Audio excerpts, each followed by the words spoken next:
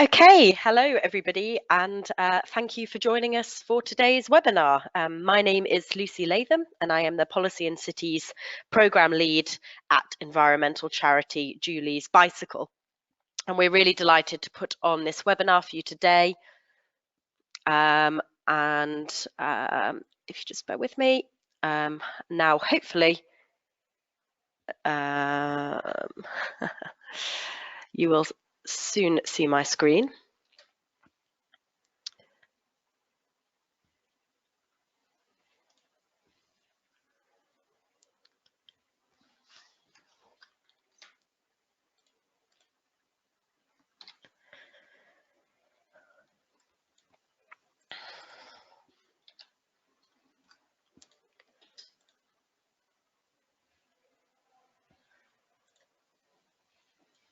Sorry, you'll just have to bear with us 1 second. We're just dealing with a couple of slight technical issues.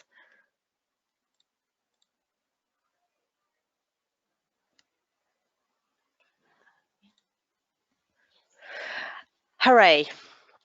Sometimes the fun we have with technology.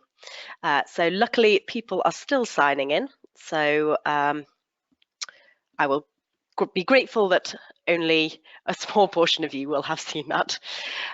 Okay, so now we are ready to start. As I said, my name is Lucy Latham and I am the Policy and Cities Lead at environmental charity Julie's Bicycle, and today we're doing a webinar about cultural policy driving environmental change, looking at case studies and recommendations.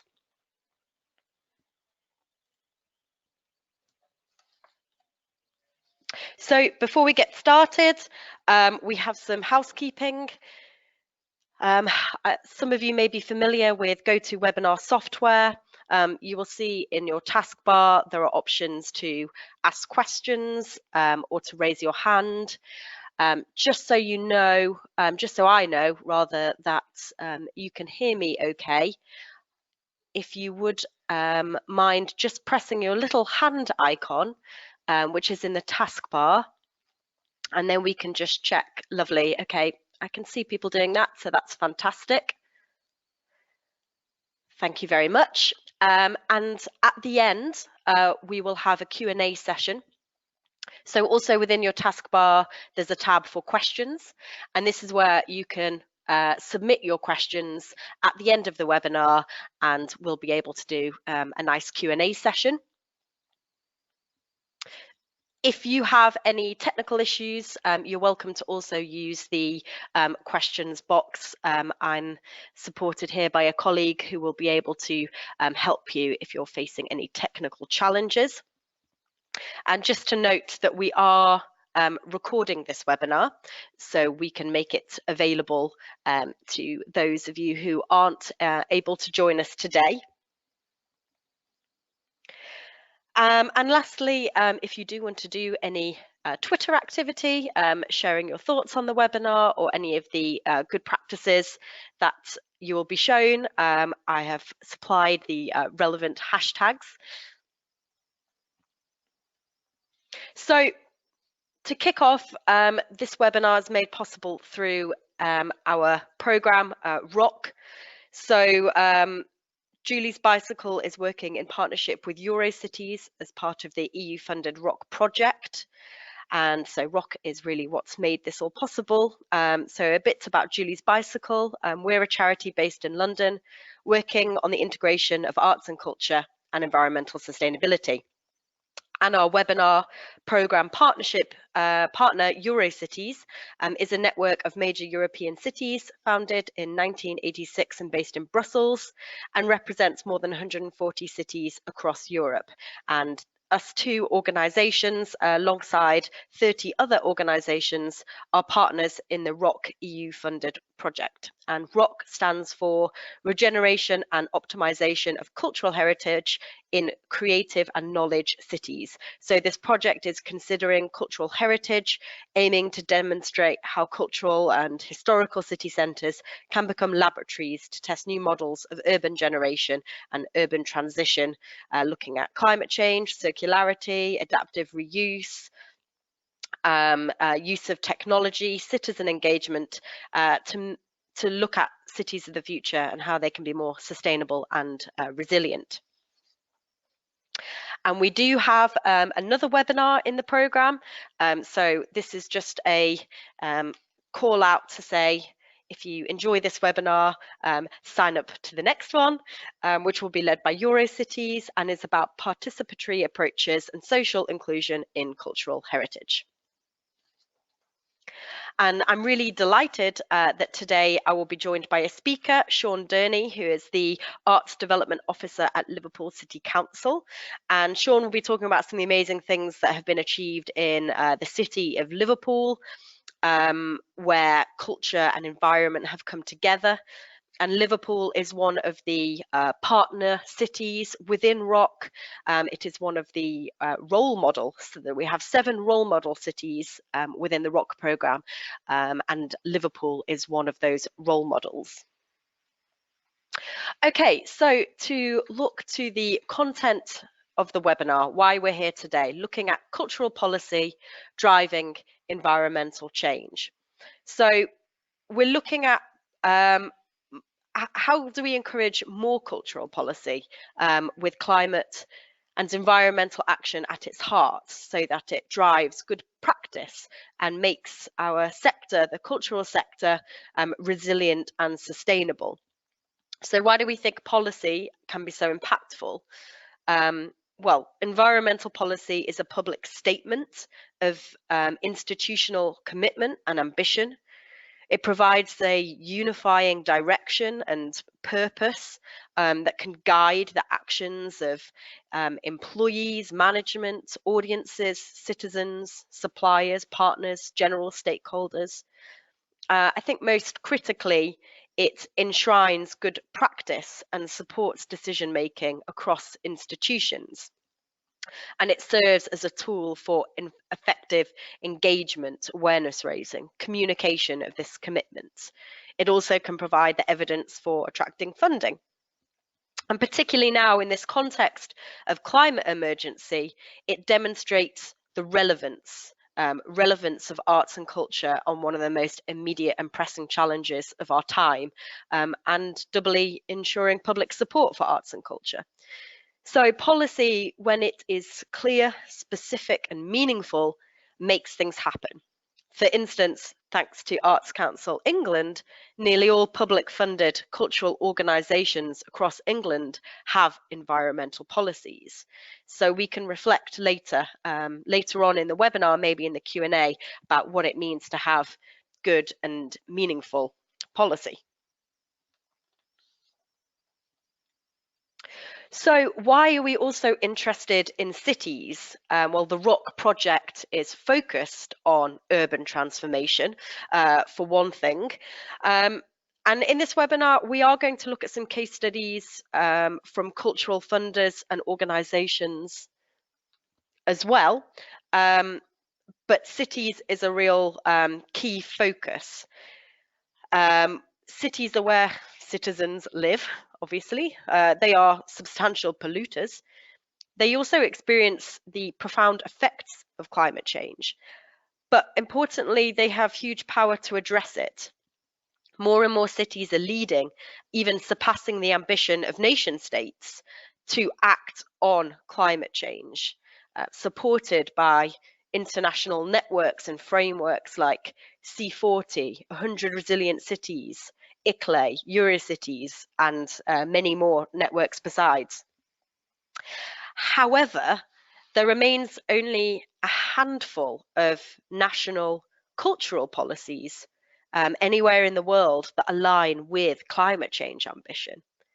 And vice versa, environmental policy rarely benefits from the creativity and ingenuity that arts have to offer. However, on the city level, we are seeing more and more cities, policies and strategies breaking down these silos and working in interdisciplinary ways, weaving culture and environment to make cities healthier, greener, and more prosperous through art.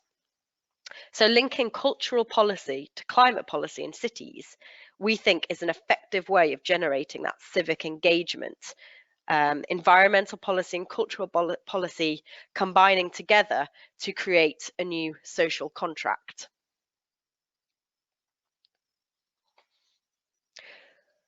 So why culture? Well, I don't need to labour this point, as I believe most of our audience today are representing arts and culture. So we're all aware of the power of arts and culture to affect and influence. But basically, we believe the creative community is in a unique position to transform the conversation around climate change and translate it into action, involving and empowering citizens. And although its environmental impacts don't rival the other polluting industries, there does remain an imperative to act. Touring, audience travel, festivals, the energy consumption, the waste production, fashion, music streaming, production materials, these all have impacts. And the sector is testing and innovating environmental solutions, economic, technical, social, and cultural, to make change happen. And from this point, they have a platform of good practice, of integrity, to then use their voices to engage with audiences, to engage with policymakers, to bring people on a journey with them. So to now look towards the best practice policy programs, or the ones that we've selected for the purposes of this webinar. So we can start now with a very influential policy change programme from a national cultural funder, Arts Council England. And this comes from a very interesting place, the context, as Julie's Bicycle, along with several other organisations, were commissioned by London's the Mayor's Culture Office to produce a series of green guides for the creative industries, outlining how they can meet London's ambitious energy emissions reduction target, which was 60% by 2025.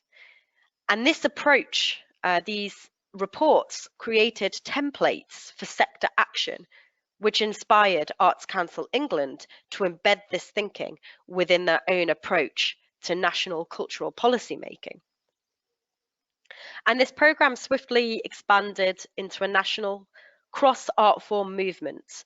And in 2012, just 2 years later, Arts Council England made it a funding requirement for all their national portfolio organisations and major museums partners, NPOs and MPMs, to report on their environmental impacts and to have an environmental policy and action plan in place.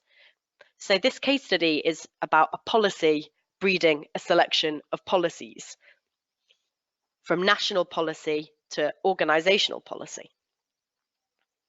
So organisations report their impacts using free-to-use carbon calculators, the creative green tools developed by Julie's Bicycle, and these tools allow environmental data analysis of the cultural sector, as well as allow organisations to develop carbon literacy and understand their own environmental impacts.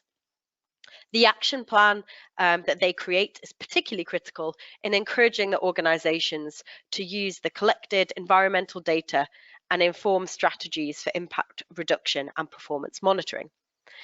And in order to support this policy measure, Julie's Bicycle developed a rich portfolio of events, webinars and resources to facilitate the exchange of environmental best practice, promoting a community of practice, working in concert towards a common goal.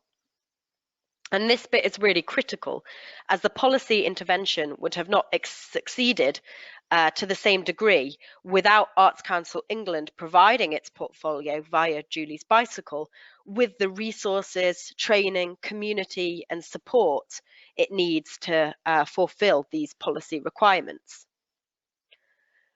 So what are the results of this programme? Well, organisations are consistently reducing carbon emissions. CO2 emissions have decreased by 35% across the portfolio since the programme began, and organisations are more energy efficient, with direct energy consumption reduced by 23% since 2012-13. Organisations are increasingly financially resilient. The ongoing drive to reduce energy consumption has led to financial savings of 16.5 million since the programme began. And this is a really exciting aspect to this amazing policy intervention programme, is that it's not only improving environmental resilience, it's also financial resilience, which is so critical at this time where arts and culture are required to be as financially efficient as they possibly can. So this adds to the business case for why ACT. Organisations are experiencing benefits beyond their carbon reductions, and environmental practice and carbon literacy are increasingly linked to improvements in other organisational priorities, including team morale and well-being, staff well-being, and also improving strategic decision making.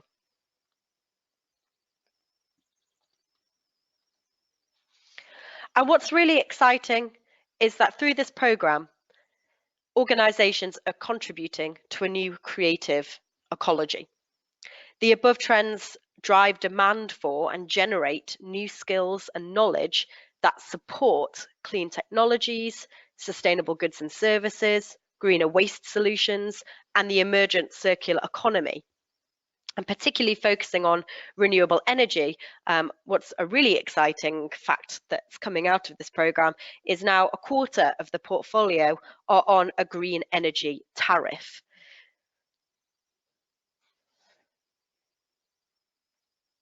And as a nice kind of final quote here from Francis Runekers, who is the Director of Enterprise and Innovation at Arts Council England. And he says, policy interventions can enable and accelerate positive change on a larger scale.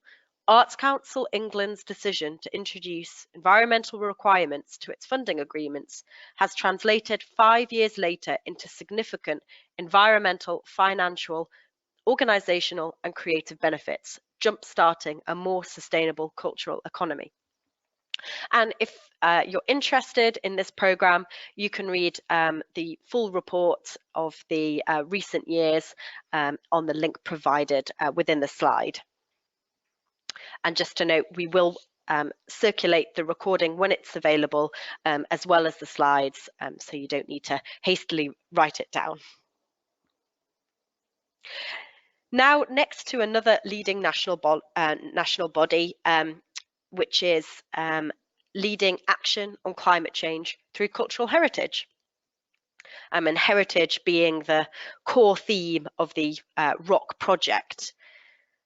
And I think Historic Environment Scotland is a really fantastic example of commitment encouraging further commitment within Scotland. It's an example of cascading policy and strategy commitments across tiers of governance. So Historic Environment Scotland, inspired by the Scottish Government, which set its ambitious climate change target to cut Scotland's carbon emissions by 42% by 2020 and by 80% by 2050, inspired HES, which committed as a public body to help the country reach these targets. And to support this commitment, Historic Environment Scotland have developed its climate change strategy. And the plan has 7 broad themes: to reduce energy use in buildings and carbon emissions, improve their operations through greener management practices, improve energy efficiency in traditional buildings, building resilience within the historic environment, resilience to climate change, improving sustainability as an organisation and by engaging with partners and stakeholders, develop and promote sustainable tourism, and informing and influencing others. And Historic Environment Scotland is developing policies and strategies for promoting the circular economy, education and behaviour change, traditional building materials, all kinds of exciting things. The climate change strategy is supported by a key role. They have a climate change scientist, perhaps one of the few, if not only, national heritage bodies to have the role of a climate change scientist. David Harkin. And if you're interested in learning more from that perspective, you can hear more on the ROC podcast, Green Heritage Futures.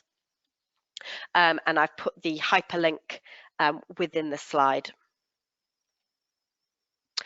Now turning towards a heritage organisation. Ironbridge Gorge Museum, the education and heritage conservation charity that operates the 10 Ironbridge Gorge museums in Shropshire. So Ironbridge Gorge is known as the birthplace of industry due to its unique contribution to the UK's industrial revolution in the 18th century. And Ironbridge Gorge was designated as a World Heritage Site in 1986. This award brought with it the responsibility of ensuring that the Trust's operations within this unique site not only conserved and cared for the historic and natural environment for future generations, but that the importance of this work is communicated to visitors and the local community. And some may argue that Ironbridge Gorge is not only the birthplace of industry, but also the birthplace of global warming due to the initiation of the commercial use of fossil fuels. But as a result, the Trust has been inspired to work with partners within the Gorge and has set the goal of becoming the world's greenest inhabited World Heritage Site. So how this translates into day-to-day action: as a Green Tourism Business Scheme Gold Award holder, the Trust has introduced a range of measures, including practical energy saving and waste avoidance, growing produce that is used within historic houses, for example, at Blists Hill, Victorian Town. It has community recycling projects and an award-winning environmental education work that it conducts in partnership with schools. The Trust also works closely with its catering teams and event clients to develop environmental understanding and best practice.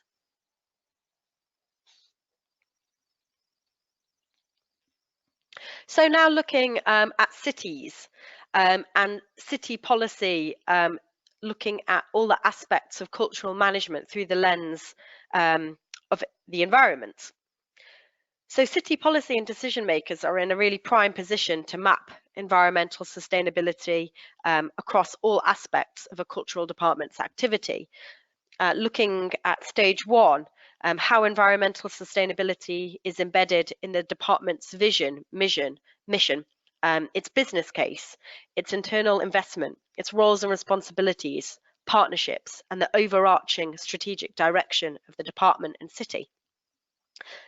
Looking at stage two, aligning environmental sustainability with all other departmental policies and strategies like public procurement, placemaking, social inclusion, public arts, curation, and urban regeneration through arts and culture. Three, connecting funding and licensing with environmental criteria and conditions. And we'll see some examples of cities like London and like Amsterdam, which are ensuring things like public events are matched with the city's environmental ambition. Four, environmental practice within all the city's owned or managed cultural infrastructure, from city museums and galleries to festivals, carnivals, and events, that again, all of these spaces and places reflect the city's commitment to sustainability. And lastly, an environmental department for a city as a repository of environmental resources, support, and inspiration for the sector and for its citizens. And there is no better resource for demonstrating this than the reports produced by World Cities Culture Forum and Julie's Bicycle, supported by the city network C40. So Julie's Bicycle has been working in partnership with World Cities Culture Forum, a network of 38 global cities who share a belief in the vital role of culture in their future prosperity, to support its member cities to understand, connect and scale up their culture and climate change agenda.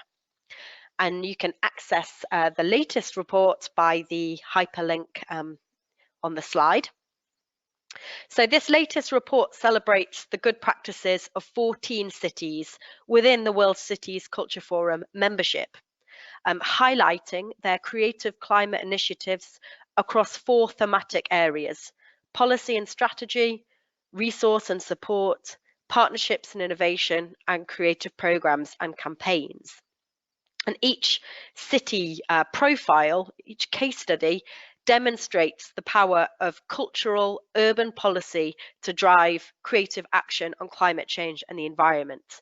And the cities profiled in this report include London, Amsterdam, Lagos, Taipei, Sydney, Oslo, and many more across the world, who in all different ways are demonstrating leadership on culture, creativity, and action on climate change. So to demonstrate some of the headlines of this research and this report, what's really exciting to see is that there is a growing body of policy and strategy on the city level that is connecting culture and climate.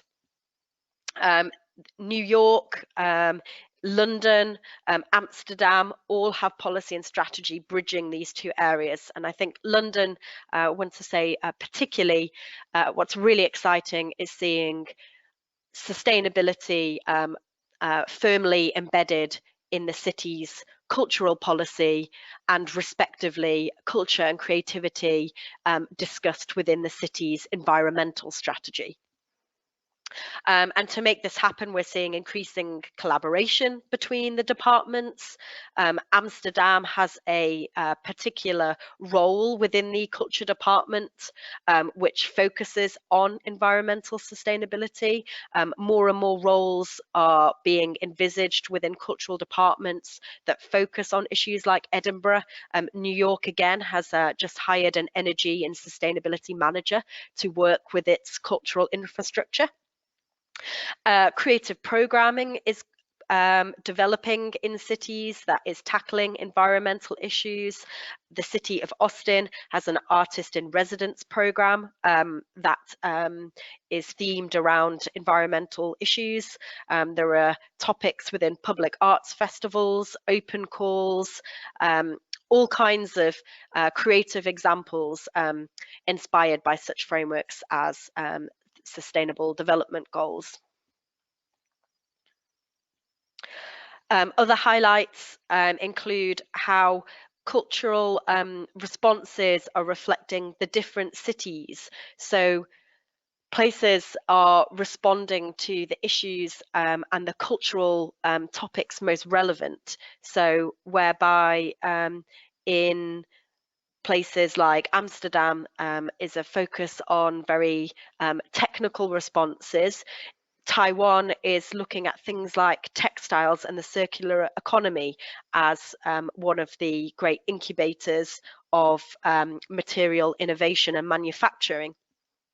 In Melbourne and Sydney and Toronto, there's a real focus on Indigenous creative responses and artwork, which is intrinsically channeling themes and messages and action of sustainability and resilience. Lagos is also looking at environment and climate through the framework of the Sustainable Development Goals. Cities are also being demonstrated as these hubs of innovation and testing new models for urban development, looking at smart cities, looking at green infrastructure, new ways of governance and engagement, whether that's through sort of participatory budgeting, or sites which were exploring different kinds of innovation around the economy or around new material technologies. And that leads to the final point around entrepreneurialism.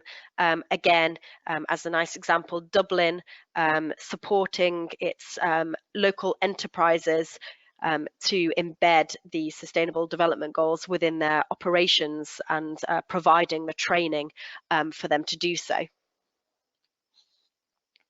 And these are a few examples from the network, some which I've already mentioned, particularly I'll mention again Amsterdam and its sustainable events policy, whereby over a 3-year period it asks for more stringent requirements for city festivals, supporting environmental practice around energy reduction and waste reduction. So all city events are now required to commit to these environmental targets and actions. Taipei has a tree protection policy, which is quite unique in that it is managed by the culture department, as these trees are seen as both natural and cultural heritage. And this policy started in Taipei, but has inspired action across Taiwan.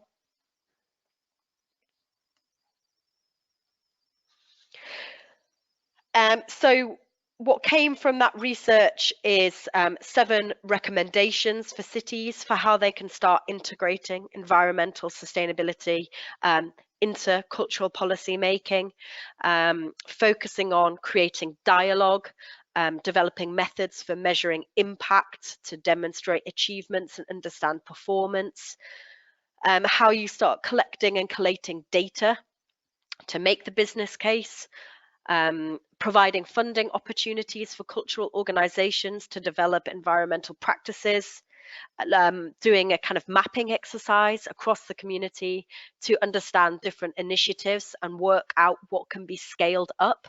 I think what's really important here is that wherever you're based, your community of cultural organisations and artists will already be doing work inspired by the environment and sustainable development. So there's a task of mapping what that activity is and how it can be better supported by policy and by funding and other networks of support. And by creating those networks of support, you can provide opportunities to exchange knowledge and skills that might be between organisations or even between cities.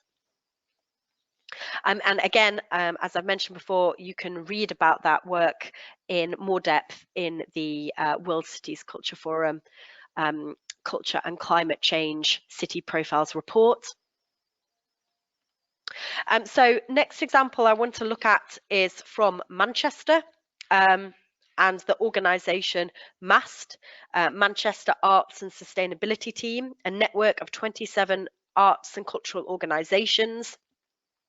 And since it was founded in 2011, MAST has achieved incredible things: emissions reductions, third of members now generating or purchasing low or zero carbon energy, exhibitions and creative projects exploring the relationship to nature, theatre productions on climate change, urban gardening projects, a whole range of partnerships and exciting projects, and very excitingly, a joint collaboration with the city's carbon literacy programme, which is associated with the city government. So what this example is demonstrating is the amazing achievement that a network of organisations have achieved, and then how this is influencing now city policy and strategy. So Manchester, the city, has the ambition to become a zero carbon city by 2038. And MAST is contributing to the city's ambitious new strategy and targets through such initiatives as the Manchester Climate Lab, an experimental programme which invited the people of Manchester to imagine a more sustainable city.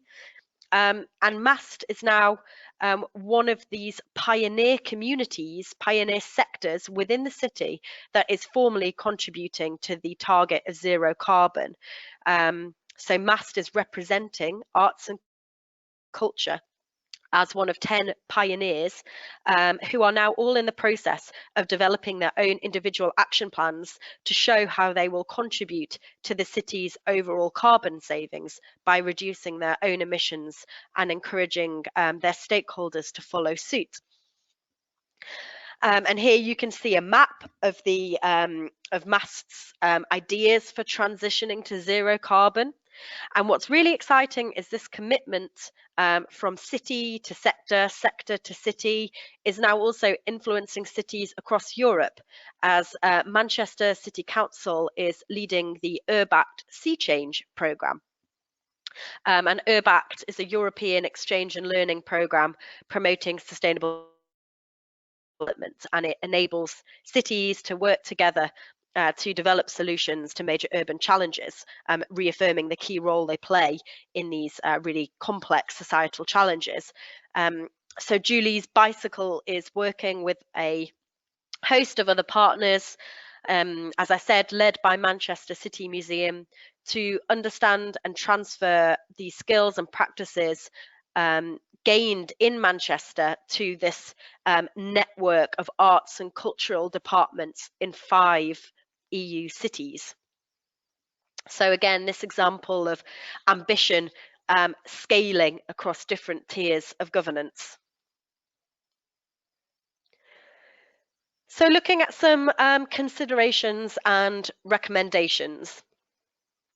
So one thing I think that's really important is how policy, if you are investing in a new policy intervention, that the impacts are measurable and thus it is accountable. So for example, the policy intervention with Arts Council England, the environmental policy, has a framework of KPIs, so we can ensure it's doing what it needs to do, and that the organisations that are relevant to this policy are fulfilling the policy requirements, and the whole programme is a success. Policy always needs to be led seniority and embedded across all aspects of delivery and the working culture. So for example, we know organisations and cities doing incredible work, but unless their comms departments are brought in on that story, it doesn't necessarily get communicated externally and have the effect and influence it could have. A very important point with policy is that it is aligned vertically and horizontally. And what I mean by that is that an environmental policy isn't just sat alone in a silo, reflected in all other policies from an organisation or from a city. And that there aren't policies that are kind of contradicting each other, that they are aligned. And also that they speak to policy frameworks above them and feed into policy frameworks below them. So, for example, city policies or organisational policies are increasingly asked to align to the Paris Agreement and to science-based targets. How a policy is developed is important as well. So thinking about the opportunities for consultation, that a policy isn't just developed and given as a completed package, that it can be co-produced, that it is done in consultation with stakeholders, and that it will be then hopefully fit for purpose and will also get the buy-in of the stakeholders that it seeks to engage. And finally, that it is always accompanied by an implementation plan. And again, as I discussed before with the Arts Council England programme, that the success of that programme was based on things like capacity building, resource and skills given to the sector.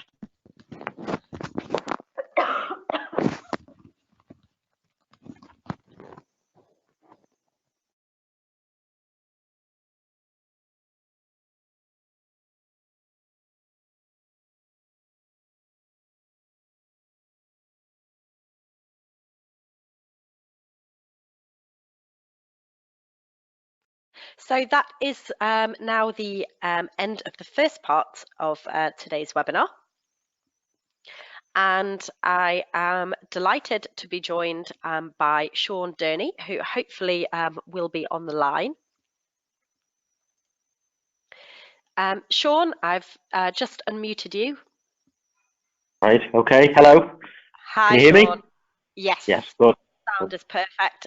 So I'm just going to transfer you over now, so we will be able to see Sean's presentation.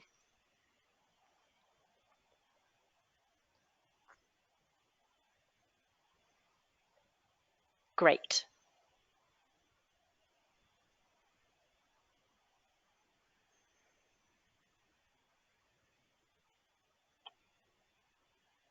Anything happening at your end, Lucy? Nothing's happening here yet. I'm just, we can all see your desktop.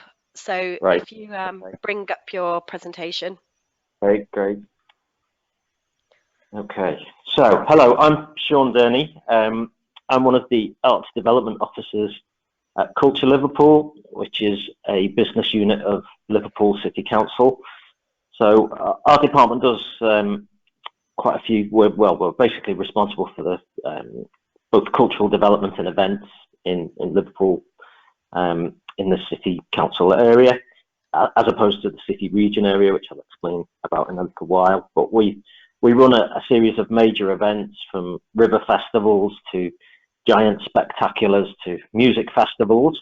We're also funders of, unfortunately, a decreasing number of organisations, but we're still funding 27 organisations through our Culture and Arts Investment Programme. We've also got a film unit and a tourist information centre, a sponsorship unit, and we also run some venues, including the Town Hall and St George's Hall. So there's a lot of things going on in the department, and I don't deal with all of them. I mostly deal with the cultural organisations, with the funding of them, and with our with some of the elements of our national portfolio status. So we're an NPO as well, and our NPO funding, which is from Arts Council England, is to support artistic activity during the kind of major events. So, for example, during the River Festival, there was a whole arts programme that went on that overlaid the kind of main event that was going on. So we're quite a busy department and quite a complex operation overall, and I think that's true for councils as well, that they're complex organisations, and you know, I'm not going to be able to give you a comprehensive view of every last policy detail that Liverpool City Council is implementing or involved in, but I've got an officer's perspective on this, and I can also tell you about the kind of things that we're doing. So I'll start from the beginning to talk about our kind of main strategic plan at the moment. The Mayor of Liverpool, Joe Anderson, a number of years ago, came up with the Inclusive Growth Plan, and you can see on the presentation the kind of 6 main elements of that. The one that relates mostly to, I think, to culture is Liverpool, the most exciting city in the UK. There's more hotel beds in Liverpool than there were in 2008 when we were European Capital of Culture. We've got more cruise ships coming into the city than ever before. Really, the tourist economy of the city has been on the increase and a success story for Liverpool. So we have tried to tap culture into that, but it's not all a great, good news story for Liverpool. We're still one of the most deprived authorities in the UK. I think we're number 4 on the list. We used to be the worst, so it is an improvement. And there are, swathes of neighbourhoods outside the city centre that are still desperate for regeneration, and communities who need the assistance of the city council and are really affected by the worsening economic situation that we've seen over almost a decade now. So the MERS plan is attempts to address some of these things, and to bring the council and its partners together to address the issues. So you can see the kind of things there. We use this in culture when we talk to our cultural organisations. Say, these are the aims of the council. These are the kind of things that we're trying to do. What can you do to help us? So it is a really important document for us. And you can see what we ask for from our cultural organisations. We ask them for a strong creative programme that supports the city's own programme, supporting the cultural ecology, and that's not ecology in the necessarily the environmental sense. It's big organisations supporting smaller organisations and creating efficiencies.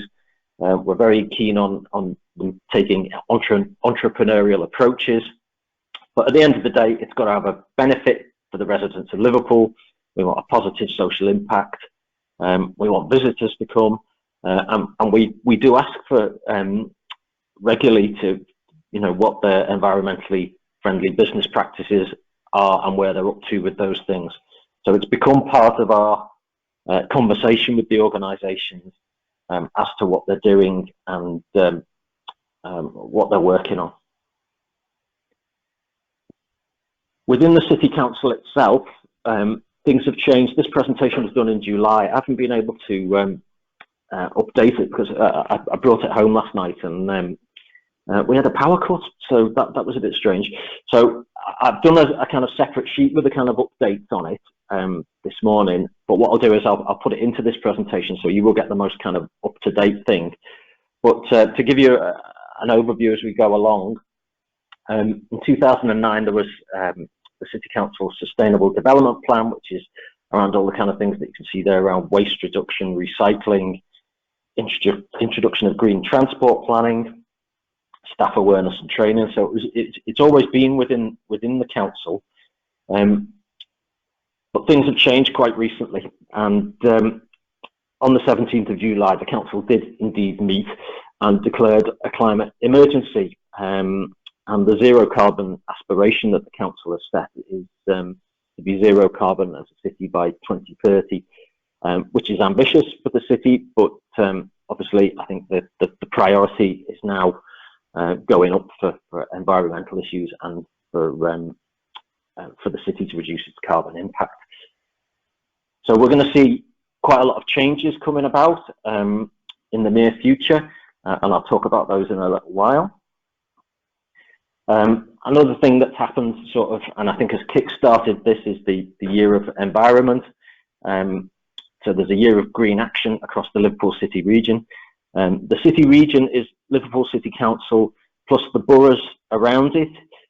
So what used to be called Merseyside, so it's places like St Helens and Knowsley and Widnes and Halton and the Wirral. So it used to be called Merseyside, now it's called Liverpool City Region, and that's got its own mayor as well, separate to Liverpool's mayor, and they've got their own aspirations for this kind of work as well. So one of them is this campaign of Year of the Environment. Some of the key projects that have been taking place across the City Council, LED lighting has been introduced across the city street lights network.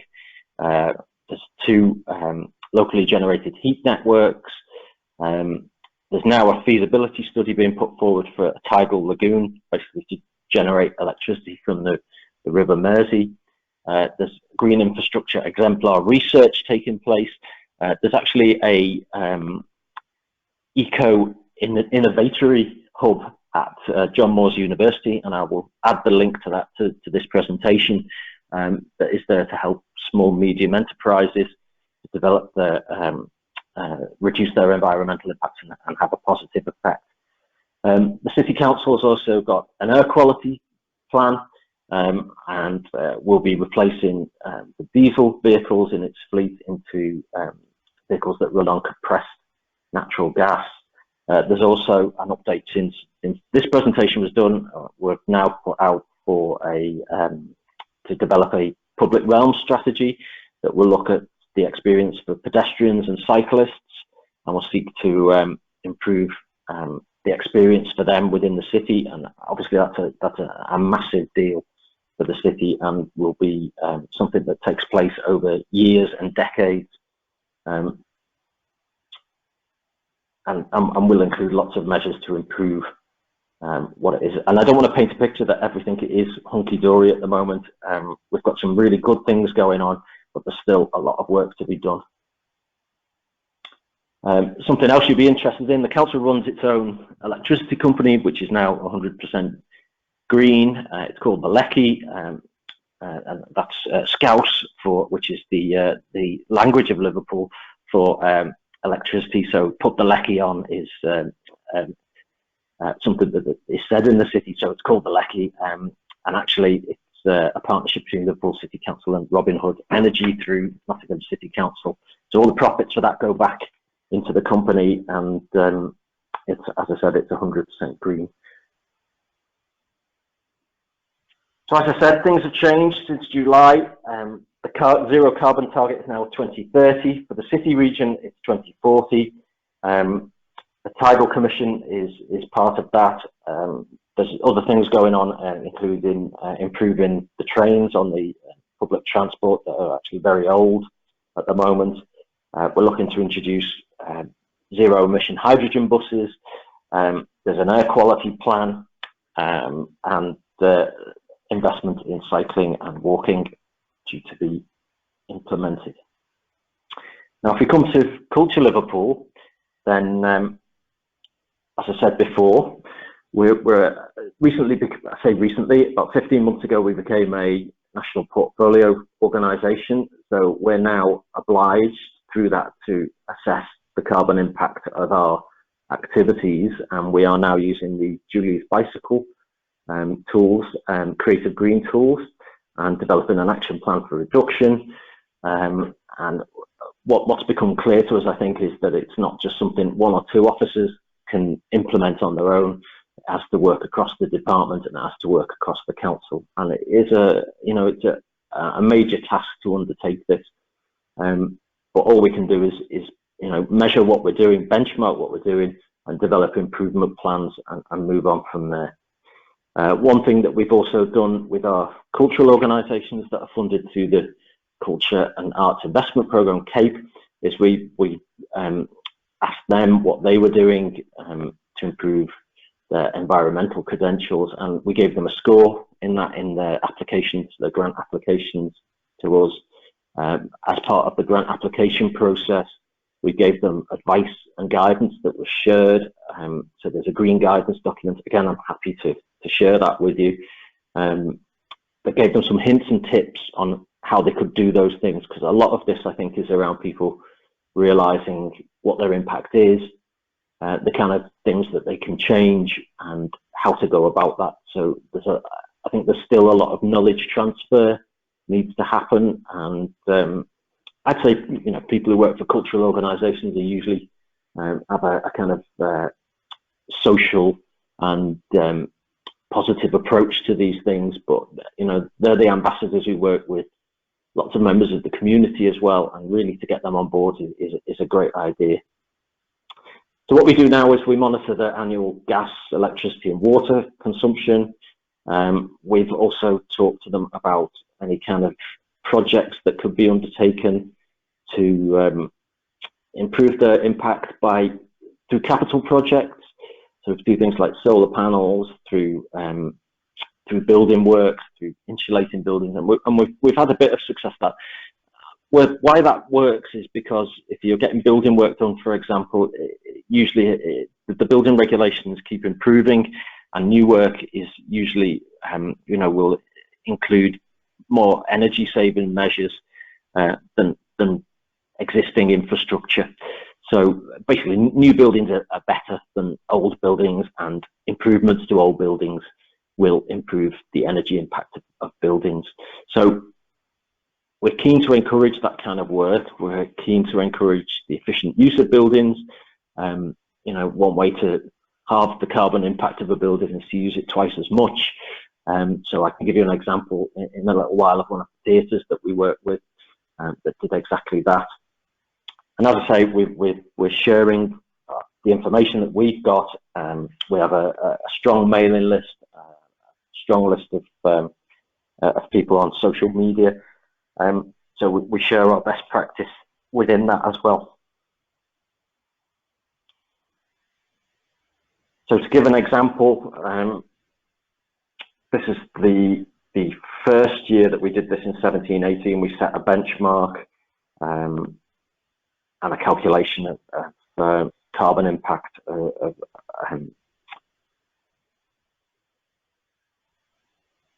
2,249 tonnes across 13 organisations. We're just about to get the data analysed for 18-19. So it'll be interesting to see what's happened there. Part of the difficulty as well is that more organisations might respond this time because they've got their act together, so that impact might go up. The important thing is to compare like with like, but we're on the way to being able to do that now. Some of the challenges for culture at the moment, we're in still, local authorities are still suffering from the effects of austerity. Liverpool City Council has been public about the amount of difficulties that we're encountering with the amount of funding that we get from central government. The council is now going through a budget review process. We're looking at all the things that we fund, including the cultural organisations. That makes investment difficult when you're in survival mode, and that is one of the challenges that we have. Also, the long payback time can be a challenge in terms of capital bids. Solar panels have a long payback period that don't give you immediate returns. This is something that we need to work with our cultural organisations on and help them where we can. So a number of years ago, I did some work studying the cultural organisations as part of an MA I did in arts management policy and practice.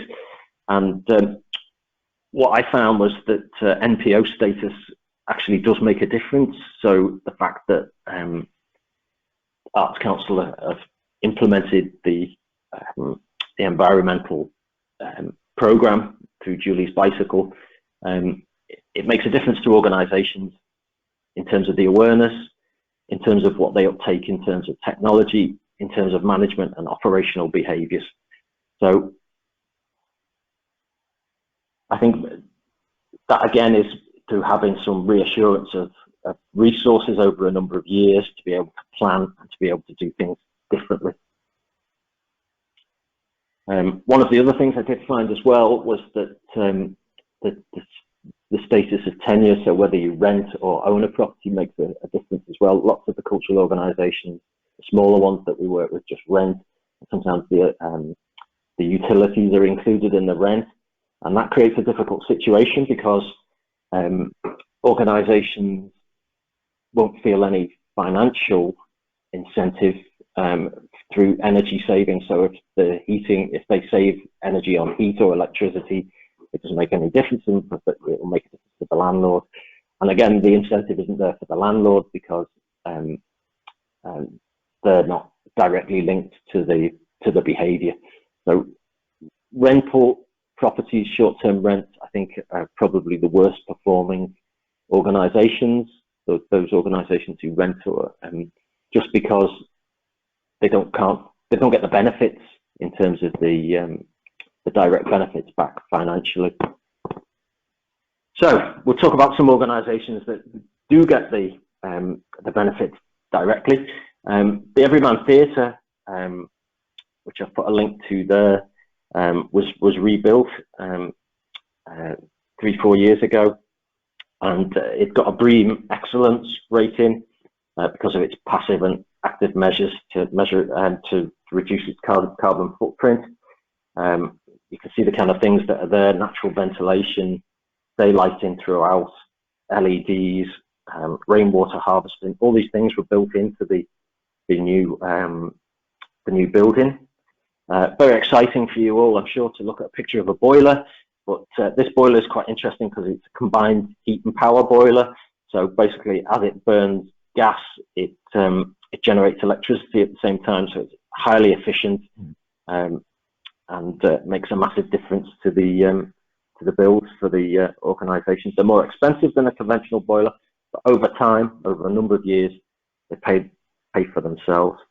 And you can get these domestically as well, but it's again they're quite expensive to buy.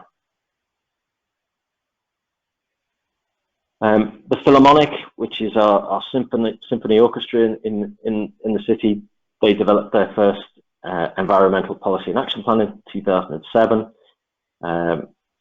We're working with them at the moment, looking at solar panels through their capital projects. They've stopped using plastic glasses.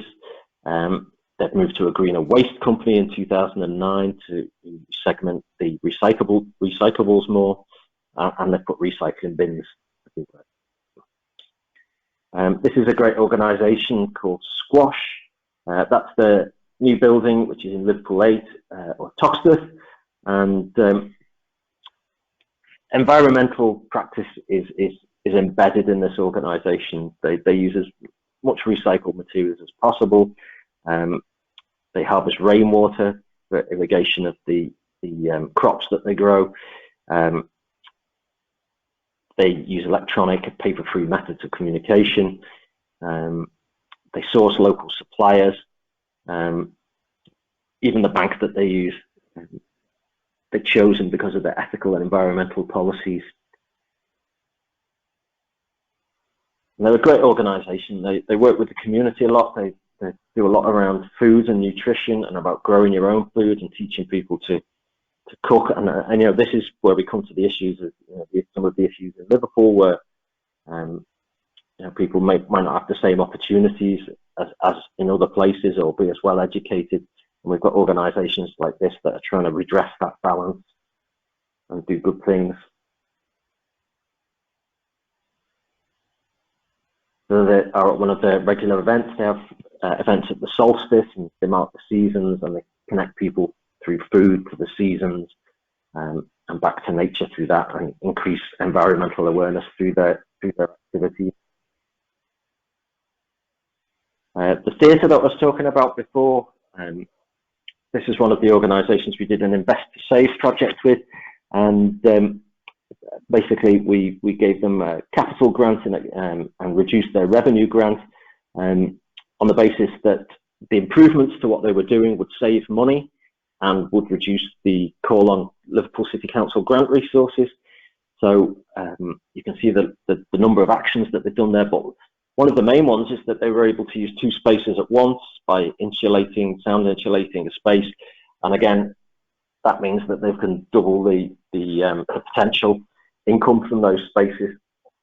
They also had issues with heat generation within the building from the amount of glass that they had on their frontage. And again, that's been addressed through the work that they've done. So you can see that's the Unity after its improvements. And as I said before, there's a number of things going on at the moment. The Year of Green Action, and I think the announcement of the council as a climate emergency is going to make a real difference.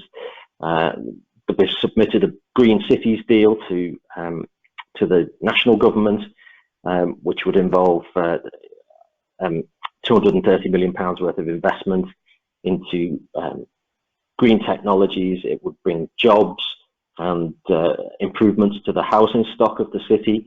I'm not sure where we're up to with that bid, but the bid has actually been submitted, so we're optimistic about that. The public realm strategy is going to make a massive difference, and that's out through procurement at the moment. And again, there's a number of projects that will come through with that. But at our end, we're doing our bit at the moment. We're, after today, I'm going to be looking at the guidance that we give to cultural organisations and looking at the ways that we measure their environmental impact and to get that so that 27 organisations give us the information so that we can fix those benchmarks and work with them accordingly in future. And that's just about me. Thank you for listening. Are you there, Lucy? Yep, thanks a lot, Sean. That's fantastic. I'm going to take back control.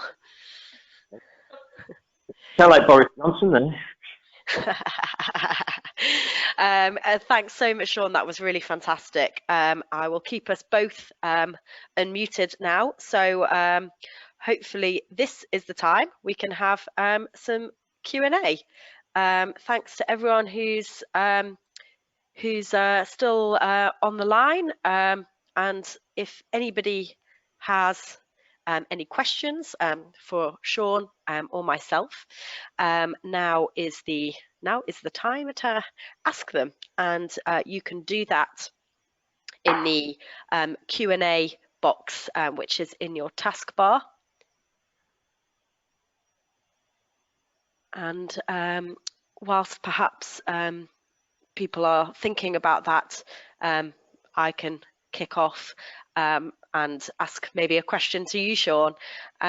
What would you say has been the kind of main achievement that the city has achieved working with its cultural organisations looking at sustainability? Is there a kind of particular either intervention you think has been really successful, or if someone was in a similar position to you in another city and you wanted to know, sorry, like a key learning or a key something that you've done that has worked really well, what would your response be?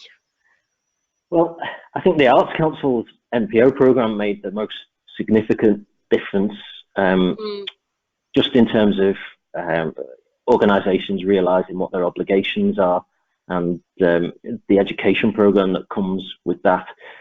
We've got, I think we have had at the moment a limited capacity to affect any change, and it has been mostly kind of financially driven in the past. So something like the work that we've done with the Unity Theatre, I think, is really good, and with the theatres as well, the fact that they've got improved facilities, and that makes the audience experience better as well. It's a more comfortable environment for them to go to the theatre.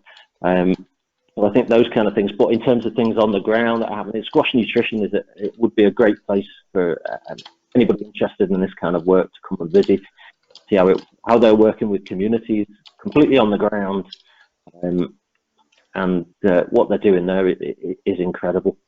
I think it's a little bit difficult for me to assess carbon impact at the moment because of the limitations of the data that we've got. I think the data is really important, and to be able to collect the data efficiently and in the right way and get robust data is something that needs a lot of work, and something that we will continue to work on.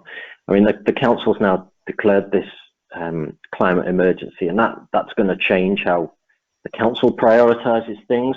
So there's going to be a dedicated cabinet member, which I think will be very influential in changing how the council does things. There's going to be a select committee, and select committees are something within councils that they look at the activities that go on and influence what happens in future. So I think that's going to be really, really important. Fantastic. I mean, it was something that I noticed the other day, was a city government, I can't remember which one now, that was advertising for a climate emergency project manager, that I thought was really interesting. And I wondered, do you think that this is something that maybe other cities would do who are declaring climate emergency? Do you think it could kind of create these new roles, and maybe we might see that influencing what arts and culture is doing? Yeah, I think it will become embedded in the strategies and the policies that the council put out in future, and I think that's where the change will actually be affected quite a lot. There's a number of things that are happening. I sound like a politician here, don't I? But the public realm strategy will make a difference, because it's going to be about cycling and walking and that experience. But that will make the culture as well, because public realm includes public art. So, you know, we're already talking to one of our major arts organisations, Liverpool Biennial, and you know, they want their public art to connect to the things that matter to people, and this really matters to people. It's you know, any organisation working around any kind of social issues or agendas is going to want to look at these issues, and I think that's where we'll get to with this in the end, that will connect in with public realm strategies, and that there'll be, you know, a kind of a doubling of effect through that. So the public art and the urban design will become more integrated to be a better experience for pedestrians and for tourists and for residents of the city, but that will also, you know, have an environmental impact as well. Yeah, absolutely. Great. Okay, we've had a couple of questions that have come through. One logistical question about when the webinar will be available. So we will be creating a video and also making the slides available, and those two assets will be circulated for everybody that registered for this webinar. So you should receive that in the next couple of weeks. And we've also got a question here. Looking at the Arts Council England programme, so how they originally intended to develop the policy. Did it come from internally or from Julie's Bicycle? And I would say that the context for it is more complicated. I think the Arts Council were very keen to act on sustainability, and it was the work, as I mentioned, the reports that were commissioned by the London Mayor's Office for art forms within London and what they could do around environmental sustainability that kind of provided these templates that inspired Arts Council England to think, okay, this is fantastic. What's happening here on the city level? How does that translate to the national level? And what can we do through Arts Council England funding to inspire organisations to follow suit? So I would say it came from Arts Council, came from London, and it also came from a huge number of cultural organisations that were also looking for ways on how they could improve their environmental performance and the frameworks to support. So I think it came from a variety of places, but I would say Arts Council England really has displayed huge leadership in how it has invested in this topic, and the programme has grown from an environmental reporting programme, which, as I said, has always included the webinars and the reports and the resources and a support line given by Julie's Bicycle to cultural organisations. But now 2 new leadership programmes are part of this partnership, Spotlight and Accelerator. And Spotlight is working with the highest emitting carbon organisations within the portfolio to develop specific strategies to reduce their energy and environmental impacts. And Accelerator is like a professional development program to basically incubate innovative projects. And we've just done our first cohort of the accelerators and are now reviewing applications for the second cohort. So these are 2 substantial programs, and they demonstrate that, I think, Arts Council's continued investment in this subject, but also the fact that organisations are increasing their ambition, achieving more, and there's a need to continue stretching what that action looks like. And that's really what Spotlight and Accelerator are achieving, is stretching that ambition. And we have another question here. As cultural funders now recognise the importance of environmental sustainability issues within development projects, are there other funders that are interested in working with cultural organisations? I'm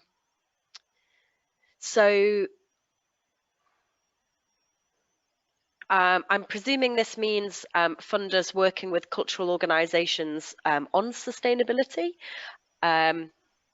I think, yes, there definitely are more and more cultural funders. I mean, we talked about Arts Council England, but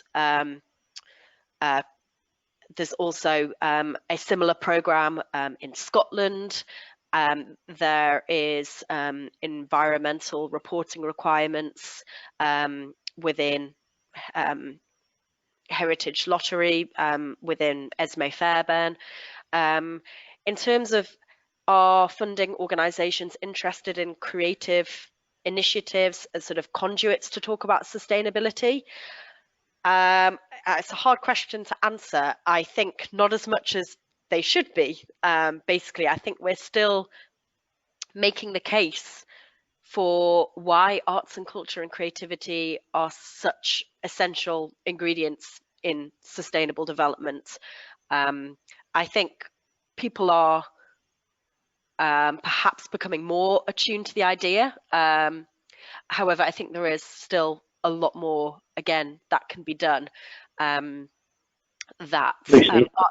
yes. There's also a few organisations who do. So there's if you Google BIFA, who they basically they collect skips and do things like that, but they have a funding scheme because they get credits back on the landfill tax. So if you live within a radius of a certain landfill site, you're eligible for grants from those organisations. And again, I think if you tie in that activity to reducing carbon impacts, I think they'd be very interested in that.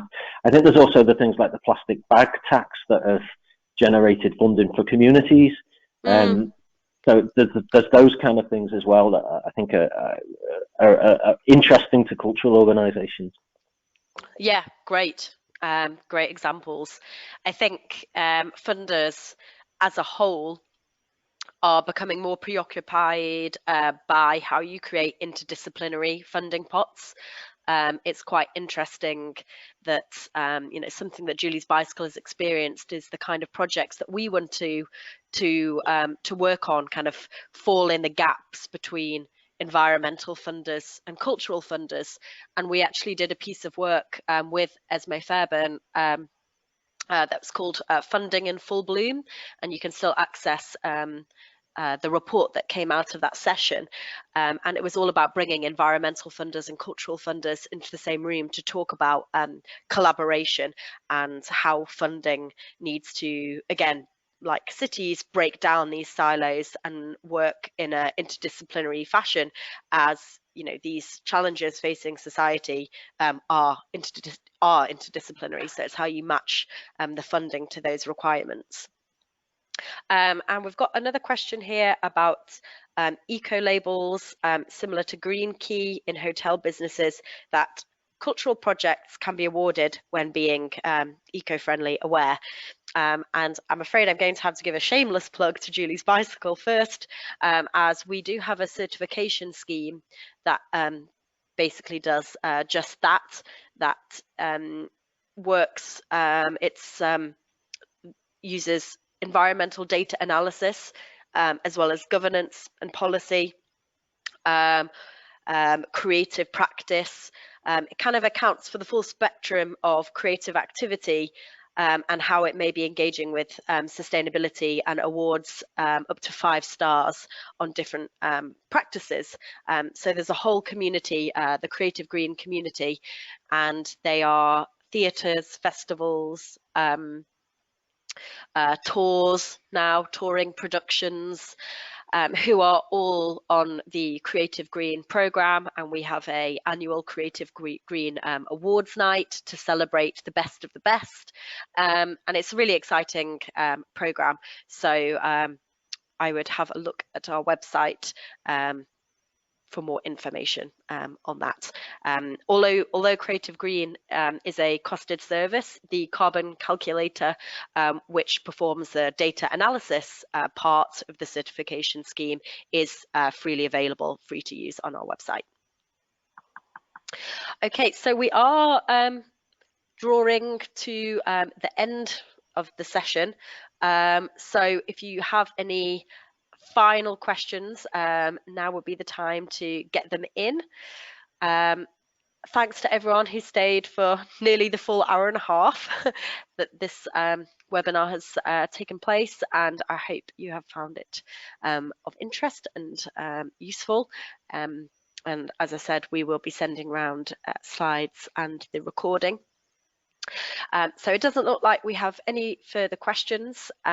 If there is anything else, obviously you're very welcome to send an email if you want to find any more information about the projects that have been mentioned.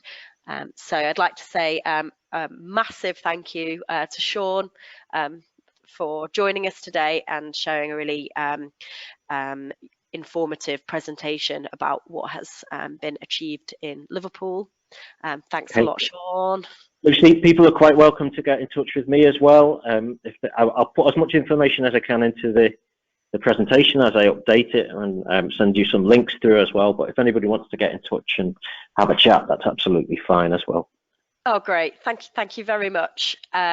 Brilliant. Okay, well, and I'll say thank you to everyone who has attended today, and we look forward to welcoming you on another